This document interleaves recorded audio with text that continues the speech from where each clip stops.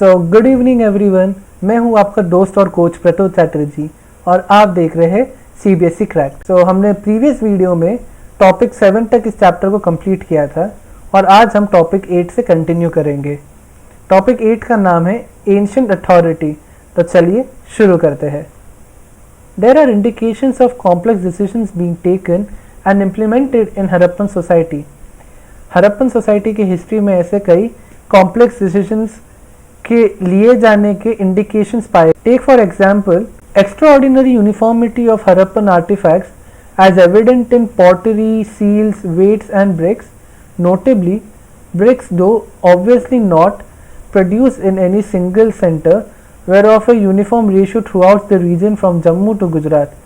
तो यहाँ पे यही बताया गया है कि ये एक चौंकाने वाली बात है कि जो हड़प्पा में आर्टिफैक्ट्स बनते थे, चाहे वो सील्स हो, पॉटरी हो, वेट्स हो या ब्रिक्स हो, सभी एक समान होते थे।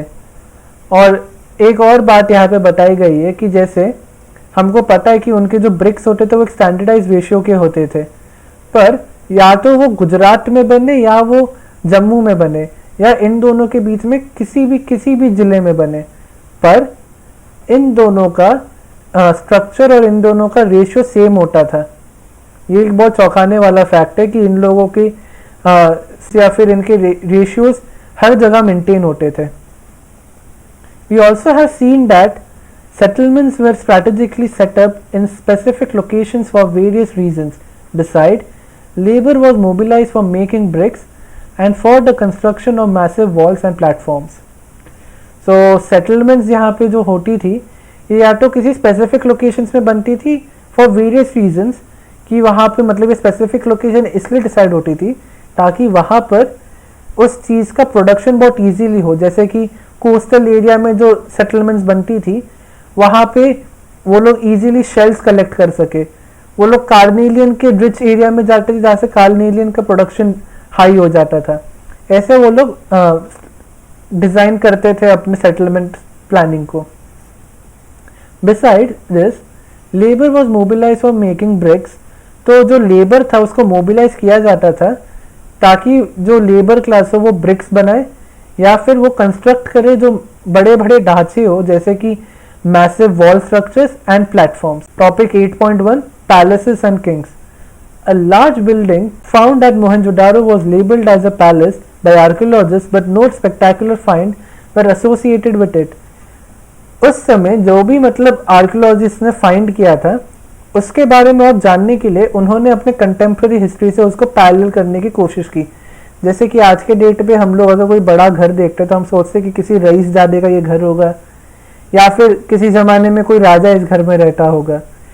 इसी प्रकार मोहनजोदारो की खुदाई में जब एक बहुत बड़ा सा घर मिला था तब आर्कियोलॉजिस्ट ने उसको पैलेस घोषित कर दिया जिसके ताल्लुकात रॉयल फैमिली से हो, पर ऐसा कोई लग्जूरियस आइटम या कोई स्पेक्टेकुलर फाइंडिंग कभी वहाँ से मिली ही नहीं। वहाँ से एक स्टोन का स्टैचू मिला था और ऐसे ही एक स्टोन के स्टैचू को उन्होंने लेबल किया था प्रीस्ट किंग। प्रीस्ट किंग भी उसे इसलिए कहा गया कि मेसोपोटामियन हिस्ट्री में प्रीस्ट किंग से संबंधित कहानियां और उसके इक्वल इमेजेस उन आर्कियोलॉजिस्ट को दिखाई दिए थे। But as we will see, ritual practices of Harappan civilisations are not well understood yet nor are there any means of knowing whether those who performed them also held political power. तो जैसे आप बोल रहे हो प्रीस्ट किंग, तो जो एक ब्राह्मण राजा या फिर एक पंडित राजा, इसका मतलब जो पंडित होगा वो खुद राजपाट भी संभालेगा। इसके ना एग्जाम्पल्स बहुत कम ही है या फिर इसके ज़्यादा उदाहरण नहीं है जिस कारण हम ऐसे बोल सके कि प्रीस्ट किंग का कोई कंसेप्ट एग्जिस्ट करता था। और वैसे भी आज के डेट पे हम उनके हड़प्पा सिविलाइजेशन के रिचुअल प्रैक्टिसेस के बारे में अधिकतर जानते नहीं हैं।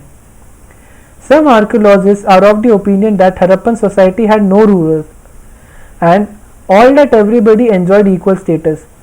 तो कुछ आर्कियोलॉजिस्ट ऐसे भी हैं जो मानते हैं कि हड़प्पन सोसाइटी में कोई राजा था ही नहीं कभी। वहाँ पे सारी की सारी प्रजा एक समान अपने आप को मानती थी। पर कुछ आर्कियोलॉजिस्ट ऐसे भी हैं जो कहते हैं कि वहाँ पे सिर्फ एक राजा नहीं था, वहाँ पे सैकड़ों राजा थे या फिर हर इलाके हर एरिया का एक राजा होता था. That Mohenjodaro had a separate ruler, Harappa had another and so fourth. मतलब लोथल का एक राजा होता, कालीबंगन का एक राजा होता, मोहनजोदारो का एक राजा होता. और कुछ तो ऐसे भी है जो कहते हैं कि there was a single state given the similarity in artefacts, the evidence for plan settlement, the standardised ratio in of brick size and the establishment of settlements near sources of raw material. तो अभी तक हमको जो जो evidences मिले हैं, चाहे वो एविडेंस ऑफ प्लान सेटलमेंट हो या फिर ब्रिक्स साइज की रेशियो हो, ये सब देखकर एक और गुट है जो आर्कियोलॉजिस्ट का कहता है कि वहां पे राजा वाजा तो थे ही, पर वहां पर एक सिंगल स्टेट था. मोहनजोदारो हरप्पा मिलकर सब एक सिंगल स्टेट बनते थे, जैसे आज का इंडिया, जहां पे सिर्फ एक ही रूल चलता था, जिस कारण वहां पे इतनी यूनिफॉर्मिटी मेंटेन होती थी. आज के डेट पर जो जो हमने डिस्कवरीज की है, हम कह सकते हैं जो लास्ट थियोरी थी, मतलब जो तीसरा गुट था आर्कियोलॉजिस्ट का, वो सबसे ज्यादा प्लॉसिबल लगता है, सबसे ज्यादा सही वही लगता है. As it is unlikely that entire communities could have collectively made and implemented such complex decision. क्योंकि ये बात ना हजम नहीं होगी कि वहां पे सारे के सभी राजा हो और फिर सारे राजा लोग एक ही बात पे माने, जैसे यूनिफॉर्मिटी वहां पे मेंटेन होती थी, सारे राजा एक यूनिफॉर्म डिसीजन पे आए. Topic 9, the end of civilization. There is evidence that by 18,000 C, most of the mature Harappan sites in regions such as Cholistan had been abandoned. तो 1800 BCE में ऐसे कई एग्जाम्पल्स देखे हैं और एविडेंस पाए गए हैं कि हरप्पन साइट जो थे, ज़्यादातर मच्योर हरप्पन साइट, उन्हें अबैंडन कर दिया गया था. For example Cholistan. Simultaneously, there was an expansion of population into new settlements in Gujarat, Haryana and Western Uttar Pradesh.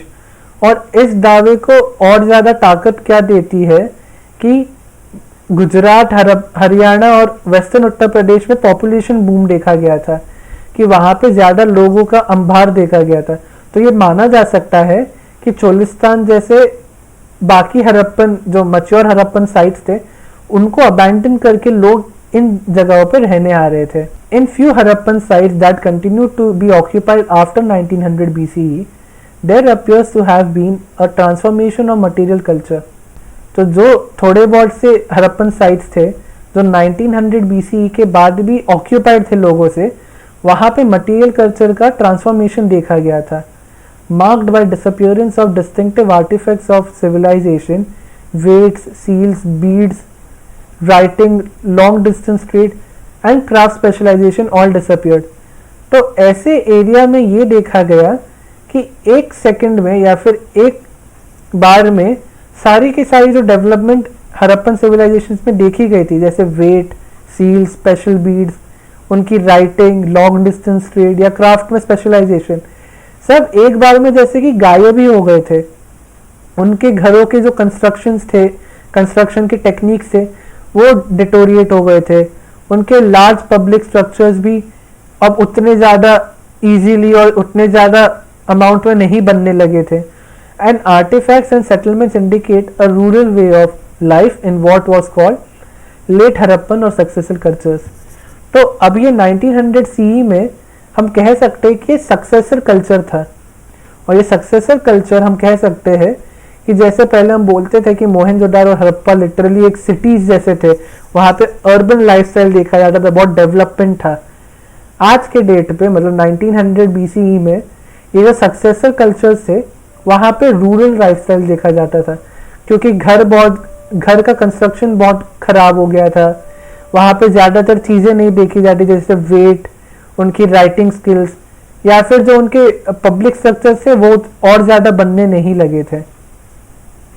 तो एक डिटोरिएशन देखा गया था in the life, quality life of the people living in Harappan civilisation. इसके कई कारण हो सकते हैं: climatic change, deforestation, excessive floods, shifting and और drying of the rivers to overuse of landscape. तो इसके ऐसे कई कारण हो सकते हैं.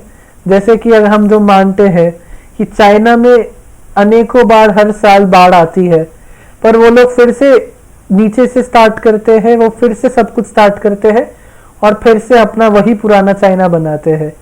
शायद से यहाँ पे वो हो पाया नहीं, एक बाढ़ आई हो जिसने पूरे के पूरे हड़प्पन सिविलाइजेशन को ढहा दिया, पर फिर से वो सब कुछ बना ना सके, फिर से वो उस लेवल पे नहीं पहुंच पाए।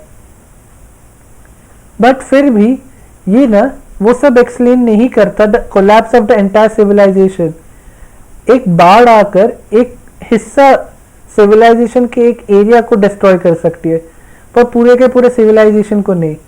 अगर कभी इंडिया में बाढ़ आती है तो वो हमारे देश के कोस्टल रीजन्स को तबाह करेगी, ना कि पूरे के पूरे इंडिया को। It appears that a strong unifying element perhaps the Harappan state came to an end. ऐसा हो सकता है कि पूरे का पूरा हड़प्पन स्टेट कोलैप्स किया हो।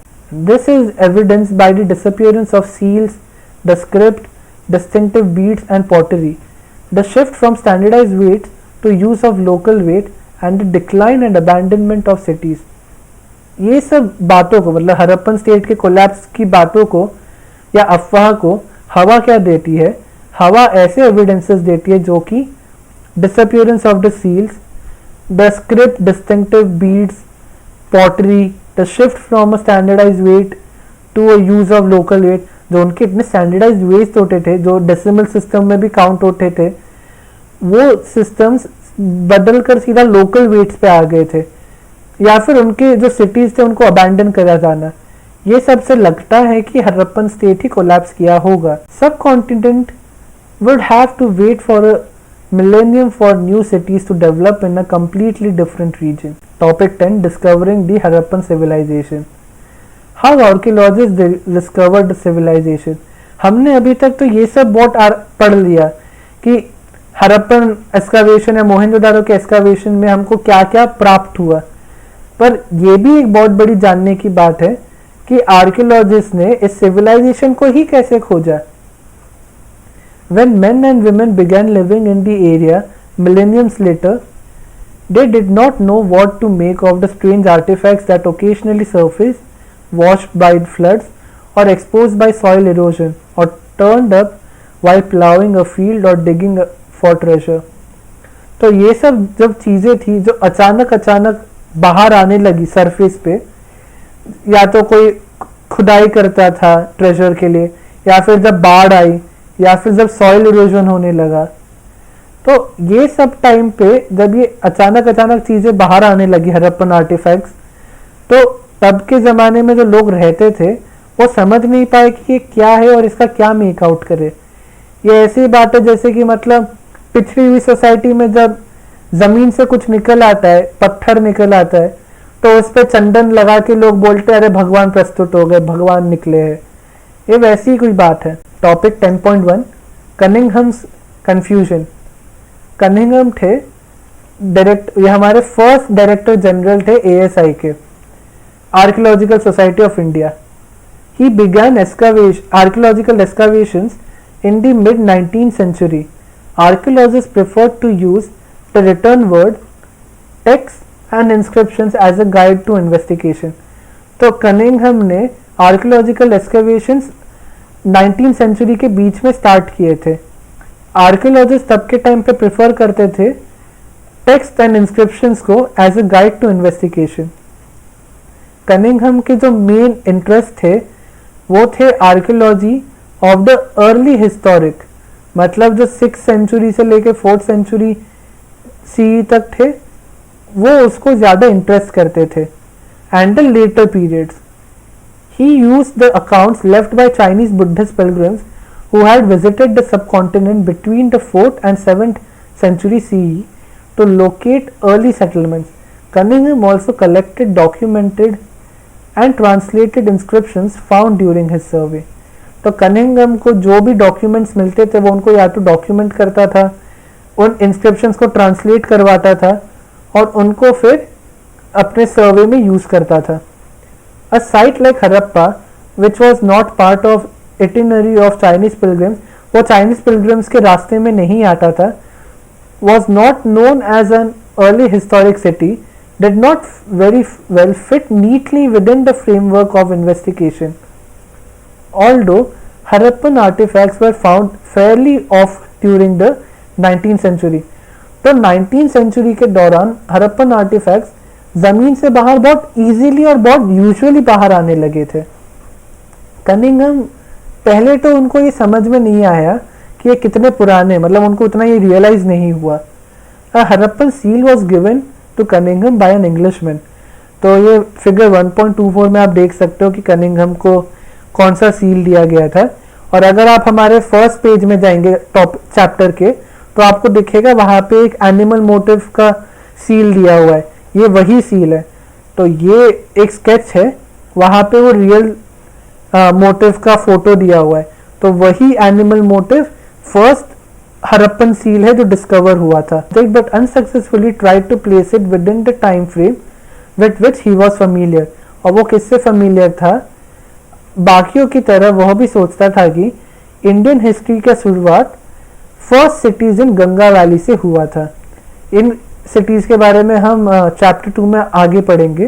टॉपिक 10.2 में जाने से पहले हम ये पढ़ते हैं sites, mounds and layers. Archaeological sites are form through the production, use and discarding of materials and structures. तो आर्कियोलॉजिकल साइट्स क्या होते हैं बेसिकली? अगर आप एक एरिया पे आपको प्रोडक्शंस दिखते हैं पुराने चीज़ों के या फिर पुराने सिविलाइजेशंस के, उनका यूज दिखता है या फिर उनका जो वेस्ट डिस्कार्ड हुआ रहता है वो आपको मिलता है, या फिर हिस्टोरिकल स्ट्रक्चर्स दिखते हैं, ये होते हैं आर्कियोलॉजिकल साइट्स. माउंट्स क्या होता है? When people continue to live in the same place, there constant use and reuse of the landscape results in buildup of occupational debris called a mount. आप जब देखते हो कि आपको एक सिविलाइजेशन मिला, वो सिविलाइजेशन जो जमीन के नीचे दफने है, उसके ऊपर आज शायद से कोई गांव बसा होगा. वो गांव भी उस सिविलाइजेशन के डायरेक्ट ऊपर नहीं बसा होता यूजुअली. उसके नीचे भी कई गांव दिखते हैं या फिर कई शहर दिखते हैं. ये होता है ऑक्यूपेशनल डेब्रीज कि साल बीतते जाते हैं, लोग उस एरिया में आके सेटल होते रहते हैं, धूल और रेत वहां पे जमती रहती है, वहां पे एक नया लैंड बन जाता है, जिस कारण जो सिविलाइजेशन था वो सिविलाइजेशन नीचे नीचे और नीचे दफन होते रहता है. तो उस सिविलाइजेशन के ऊपर जो एक डबरी बन जाता है, उस डेबरी को बोलते हैं माउंट. यहाँ पे हम देख सकते हैं कि आप जब खुदाई करते हैं, आपको ज्यादातर जगहों पे जब आप ऐसे हिस्टोरिकली रिच एरियाज में पहुंचते हैं, आपको हर लेवल पे कोई ना कोई एक सामान मिलेगा जिसको आप कार्बन डेट करके कह सकते हो कि वो इस सिविलाइजेशन का है, वो इस सदी का है या वो इस टाइम का है. पर अगर आपको एक लेयर मिलता है जिस लेयर में आपको कोई भी चीज ना मिले, तो आप उस लेयर को स्टेराइल लेयर बोलोगे कि उस सदी में, मतलब उस सदी में यहाँ पे कोई रहता ही नहीं था और यहाँ पे हमें कोई चीज ऑक्यूपेशन रिलेटेड वेस्ट मिले ही नहीं. जनरली लेयर्स के बारे में एक चीज मानी जाती है कि अर्थ में जो सबसे लोएस्ट लेयर होगा वो ज्यादा पुराना होगा या सबसे पुराना होगा, और जो लेयर सतह पे होती है, सबसे ऊपर होती है, वो रीसेंट कहलाया जाता है.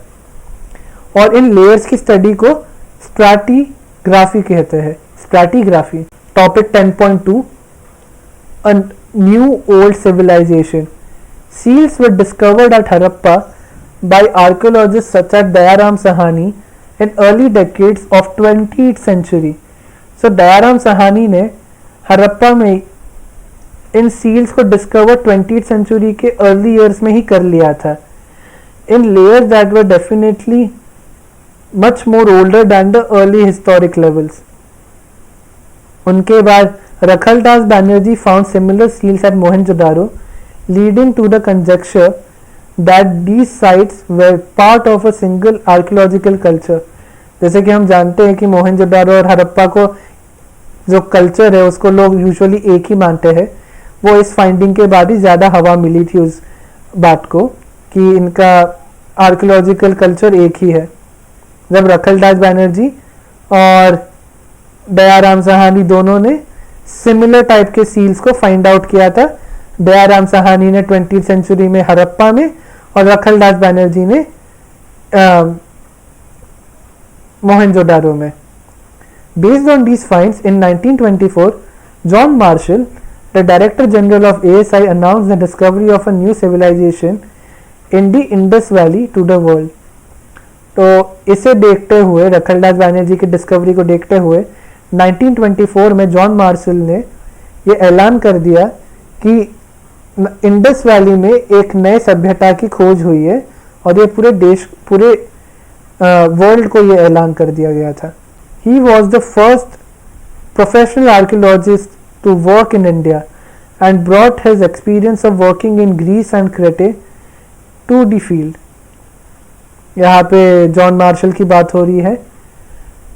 Marshall tended to excavate along regular horizontal units measured uniformly throughout the mounds, ignoring the stratigraphy of the site. और ये उनकी सबसे बड़ी गलती थी कि स्ट्रैटिग्राफी को इग्नोर करके एक हॉरिजॉन्टल यूनिट पकड़ के खुदाई करना, जिससे वो डेप्थ में नहीं गए और वो एक ही टाइम फ्रेम की खुदाई करते रह गए, जिस कारण माना जाता है कि उन्होंने हमारे आर्कियोलॉजिकल टीम को कई सदियों साल पीछे ढकेल दिया. All the artifacts recovered from the same unit were grouped together even if they were found at different stratigraphic layers. As a result, valuable information about the context of these finds was irretrievably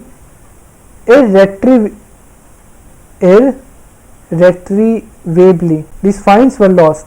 New techniques and questions. Topic 10.3. R.E.M. Wheeler, after he took over as Director General of ASI in 1944, he rectified the problems of earlier Director General. उन्होंने John Marshall की सारी गलतियों को rectify किया था जब वो 1944 में अपना पद संभाले. Wheeler recognized that it was necessary to follow the stratigraphy of the mound rather than dig mechanically along uniform horizontal lines. उन्हें जॉन मार्शल की गलतियां समझ में आ गई थी और इसलिए उन्होंने स्ट्रैटिग्राफी को फॉलो करने में ज़्यादा ध्यान दिया, ना कि एक हॉरिजॉन्टल लाइन पकड़ के मैकेनिकली डिग करने में. वे अपने साथ, as he was an ex army brigadier, वे अपने साथ आर्कियोलॉजी में मिलिट्री प्रिसीजन भी लाए थे. हड़प्पन सिविलाइजेशन का वैसे तो हमारे प्रेजेंट डे नेशनल बाउंड्रीज से कोई लेना देना है नहीं, पर with the partition of the sub continent, the creation of Pakistan, major sites are now in Pakistani territory. An extensive survey in Kutch has revealed a number of Harappan settlements, and explorations in Punjab and Haryana have added to the list of Harappan sites. तो जो extensive सर्वे हुआ था कच्छ में, उस दौरान हमको पता चला कि सेटलमेंट्स सेवरल लाइक हड़प्पन के जो there are several settlements in Harappan. There are several Harappan settlements in Punjab and Haryana that would add to the list of Harappan sites such as Kalibangan, Lothal, Rakhigari, and most recently Dholavira have been discovered, explored and excavated as part of these efforts. Since the 1980s, there has also been growing international interest in Harappan archaeology. Specialists from subcontinent and abroad have been jointly working at both Harappa and Mohenjo-daro. 1980s से बहुत हद तक international interest in Harappan archaeology बढ़ी है. Specialist from the subcontinent and abroad दोनों एकजुट मिलकर काम कर रहे हैं हड़प्पा और मोहनजोदारो पे. हड़प्पन आर्कियोलॉजी के लिए बाहर से मॉडर्न टेक्नोलॉजी लाई गई थी, जैसे surface exploration to recover traces of clay, stone, metal and plant or animal remains, as well as to minutely analyze every scrap of available evidence. Topic 11. Problems of piecing together the past. Material evidence that allows archaeologists to better reconstruct Harappan life. This materials could be, जो ज़्यादातर हमको help करती है Harappan life को reconstruct करने में. इनके examples होंगे potteries, tools, ornaments, house hold objects etcetera. पर ज़्यादातर हमने ये केसेस देखे हैं कि जो ऑर्गेनिक मटेरियल्स होते थे सच एज कपड़े, leather, would, reads, they generally decompose especially in the tropical areas. और जो ज़्यादातर सर्वाइव किए वो या तो स्टोन से बने होते थे, बर्न्ड क्ले या टेराकोटा से, या फिर मेटल से। Valuable artifacts that are found intact were either lost in the past और hoarded and never retrieved. In other words, such finds are accidental and rather than typical. तो ये जो हम लोग वैल्यूएबल आर्टिफैक्ट्स खोज पाते हैं, जो हमको इंटैक्ट मिलते हैं, ये शायद से लोग गलती में अबैंडन करते वक्त ले जाना भूल गए।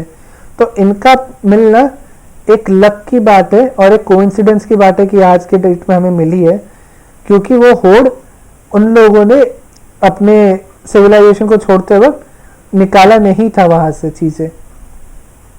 Topic 11.1 Classifying finds.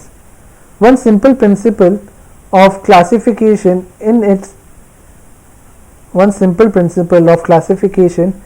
is in terms of material such as stone, clay, metal, bone, ivory, etc. Second and more complicated is in terms of function. Archaeologists have to decide whether, for instance, an artifact is a tool or an ornament or both. कभी कभी एक artefact tool भी हो सकता था या वो एक लग्जरी भी हो सकती थी। तो वो आर्कियोलॉजिस्ट पे डिपेंड करता था कि वो उस आर्टिफैक्ट को कैसे समझे। और कभी कभार अगर आर्टिफैक्ट को एक आर्कियोलॉजिस्ट समझ नहीं पाता था कि ये क्या है, तो वो उसे रिचुअल यूज के लिए समझता था कि इस चीज का यूज रिचुअल बेसिस पे होता होगा। An understanding of functions of an artifact is often shaped by its resemblance with present day things. Beads, querns, stone plates and pots are obvious examples.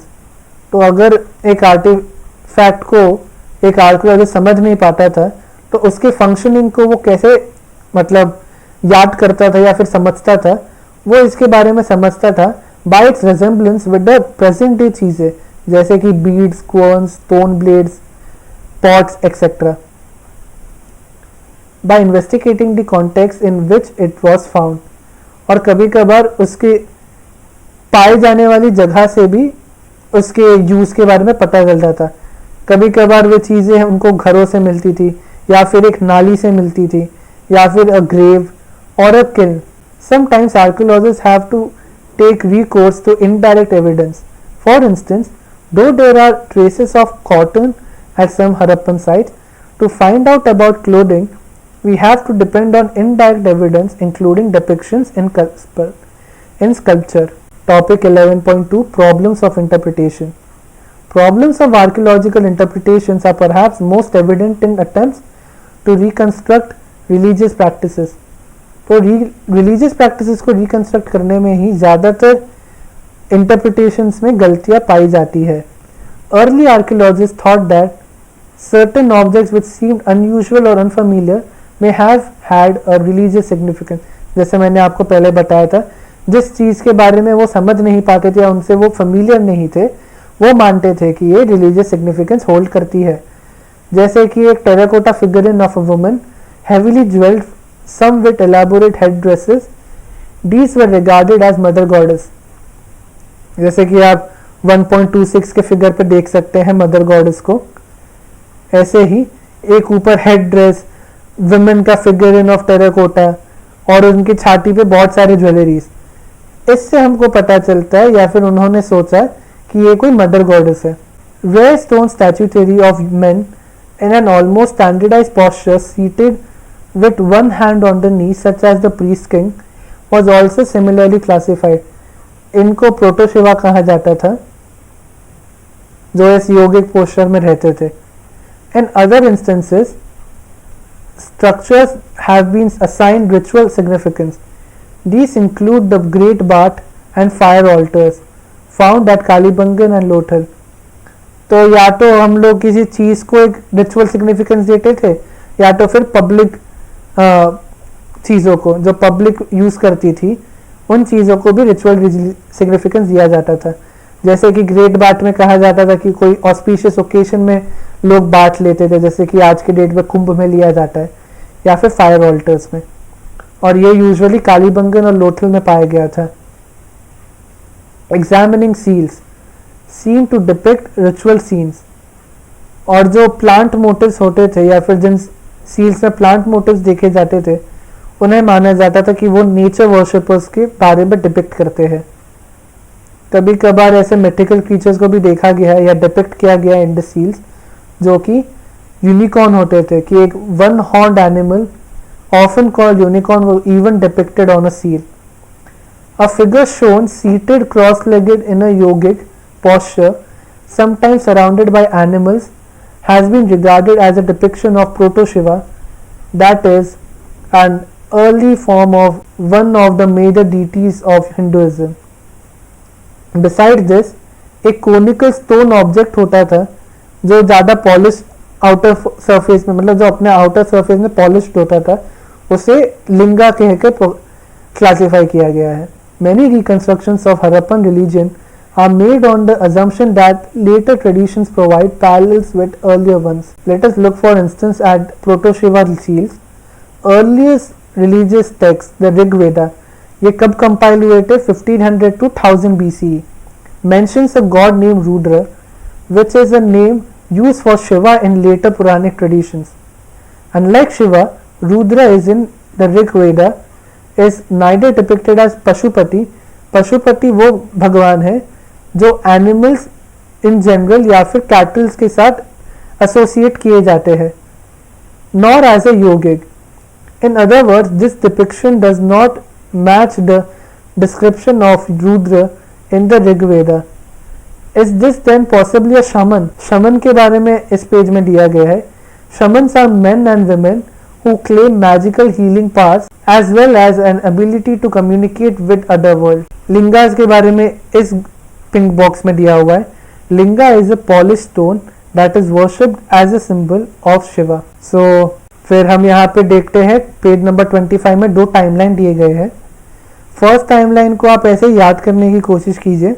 ये ज़्यादा इम्पोर्टेंट नहीं है पर जनरल नॉलेज में काम आता है. कभी कभार क्वेश्चंस पूछ लिए जाते हैं इसलिए. टाइमलाइन 2 थोड़ा इम्पोर्टेंट है. इसमें major developments in Harappan archaeology दिया गया है. 19th सेंचुरी में जो 1875 में अलेक्जेंडर कनिंघम ने हड़प्पन सील पे एक रिपोर्ट दी थी वो याद रखने वाली चीज़ है. 1925 में एक्सकवेशंस बिगेन एट मोहनजोदारो. 1946 में R.E.M. विल्हर ने एक्सकवेशन स्टार्ट किया था हड़प्पा में. 1955 में S.R. Rao begins excavations at Lothal. और 1960 में B.B. Lal and B.K. Thapar begins excavations at Kalibangan. तो ये 5 डेट्स क्वाइट इम्पॉर्टेंट है फॉर द टाइमलाइन. इनके ऊपर 1 मार्क क्वेश्चंस कभी कभार आ जाते हैं. सो यहाँ पे चैप्टर का हम एंड करते हैं. सो चैप्टर 1 एंड्स हियर. हमने इस चैप्टर को 3 पार्ट्स में एंड किया है. अगर आपने प्रीवियस पार्ट्स नहीं देखे हैं तो आप उनको भी एक बार चेक कर लीजिए. ये एनसीईआरटी टेक्स्ट बुक में जो क्वेश्चंस दिए हुए हैं टिल क्वेश्चन नंबर 9 मैंने ये सारे सॉल्व करके गूगल ड्राइव लिंक में डिस्क्रिप्शन बॉक्स में दिए हुए हैं. आप प्लीज़ उसको चेकआउट कर सकते हैं. So if you are liking my videos please like and subscribe my channel. Thank you.